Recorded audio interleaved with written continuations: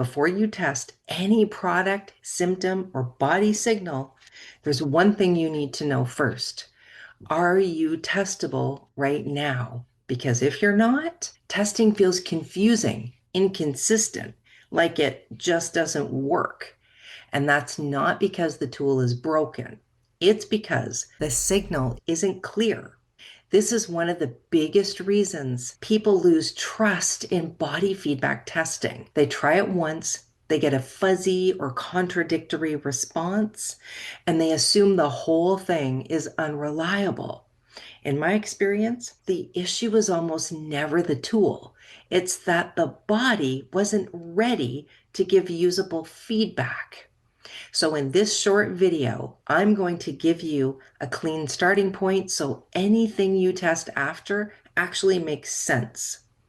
First, an important distinction. Muscle testing is a tool. A pendulum is a tool. Even intuition can be a tool. But the tool is not the method, and technique can vary a little. Think of a testing tool like a screwdriver, designed to turn screws, right? But which screws do you turn? How many times? Which way? In what order?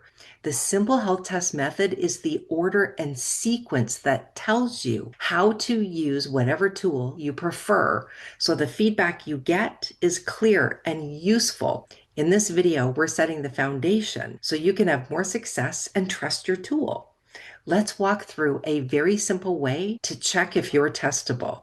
For this demonstration, I'm going to use my fingers because this is easy to see on camera, but you can use whichever feedback tool you're comfortable with. Here's what we're going to do. I'm going to use my finger as a testing tool, and this is what I'm going to do.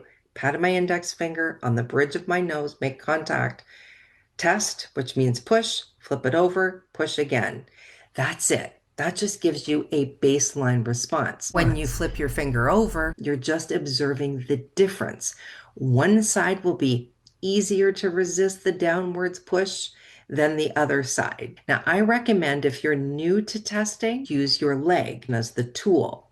Sit down, use your leg because it can be easier when you're first starting. And if you felt the clear difference, great, you're testable. But if you didn't, pause.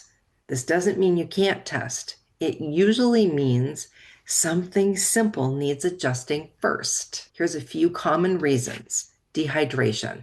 You're distracted or rushing, emotionally charged. Maybe you need a little food, or you just have to rewind and watch this a few times to get the technique.